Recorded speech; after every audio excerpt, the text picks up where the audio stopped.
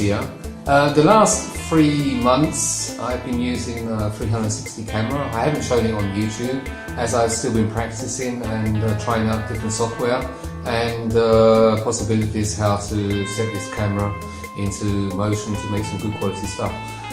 I have been looking at apps on Android, and the problem is with most of the apps, the output is very low resolution, only good for Instagram or maybe for Facebook, things like that. For YouTube it's not enough, because you do need actually to resample your videos up to 8K to get something really good if you want a VR quality where you have the interaction in the video itself.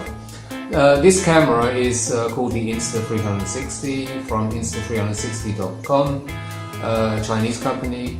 The resolution in video is 2560 times 1280, 2:1.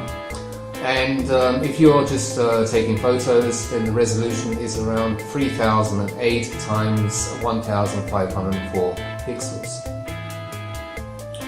The camera fits directly into your USB on your telephone, and you have then the possibility to make a 360-degree photo or video of your choice. You can change in the software itself. I have it now on the Android running. It's possible to change the software or the resolution in the camera. The camera itself comes in quite a nice box, well packed.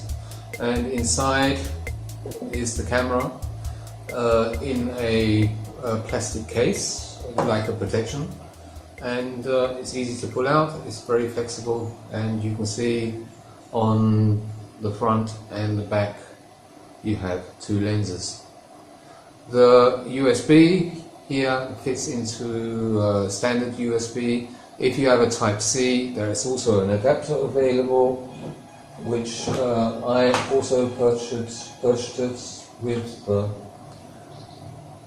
camera, and this one just plugs straight in, and you have a USB Type-C adapter.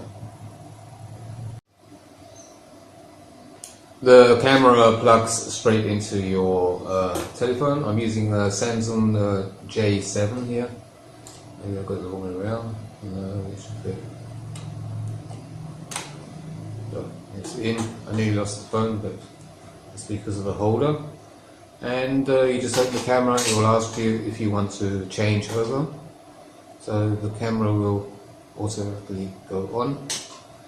As you can see, now we have a 360-degree view of what's going on in my office. The price of the camera, I think, is about $129. It's available on Insta360.com. I'm sure there's not many more available of this model, as I think they're going to do away with it as new models are coming in the future, like the Nano One, Nano S, and a few other cameras which they also are manufacturing in China. So enough of my jib here. Going to turn off and just play some video which I've made in the past few months, and put in some photos that you can see exactly what kind of quality and performance the camera can bring. Thank you very much. See you later. Bye.